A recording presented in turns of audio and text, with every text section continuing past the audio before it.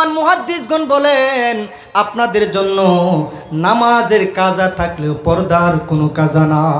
জান্নাত যদি পেতে চাই মহিলারা অবশ্যই মাহরাম গায়রে মাহরাম, অবশ্যই ওনাদেরকে গায়রত বুঝতে হবে, অবশ্যই ওনাদেরকে ঈমান ঠিক রাখতে হলে পর্দা মেনটেন করে চলতে হবে।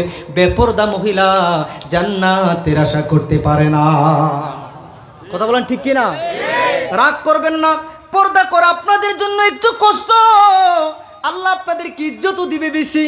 আপনারা পর্দা মেনটেন করে মা বাবার খেদমত করলে, বিয়ের পরে আপনারা স্বামীর সন্তুষ্টির চেষ্টা করলে, স্বামীকে আপনারা নামাজে যাওয়ার জন্য ডেকে দিলেন, হেল্প করলেন, ব্যবসা প্রতিষ্ঠানে যাইতেছে হেল্প করলেন, জিহাদে যাইতেছে হেল্প করলেন, আপনারা ঘরে বৈশাই জামাতের সওয়াব, ঘরে বৈশাই জিহাদের সওয়াব, ঘরে বৈশাই হজের সওয়াব প্রতি মুহূর্তে পাবে।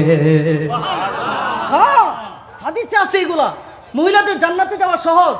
ওনারা যদি পর্দাটা ঠিকভাবে করে, স্বামীর খেদমত করে, ওনারা আল্লাহ আল্লাহ রসুলের হুকুম মাইনা 5 ওয়াক্ত নামাজ পড়ে, ইনশাআল্লাহ ওনারা অবশ্যই জান্নাতে যাবে।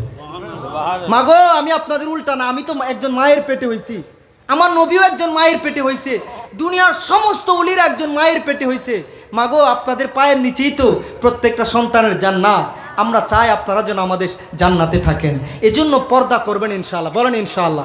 শত কষ্ট হইলেও ঢিলা ঢালা যেভাবে আমার নবী পড়তে বলছে, শরীরের অঙ্গ প্রত্যঙ্গ বোঝা যায়, এরকম টাইট ফিট পোশাক পরে উড়না একটা গলায় ঝুলাই দিলে শয়তান তারে দেখে হাসে, আহারে রহমতের ফেরেশতা আফসোস করে লানত দিতে থাকে, ইন্না লিল্লাহ। যতক্ষণ সে রাস্তায় থাকে ততক্ষণ শয়তান হাসতে থাকে, গুনাহ লিখতে থাকে ফেরেশতারা।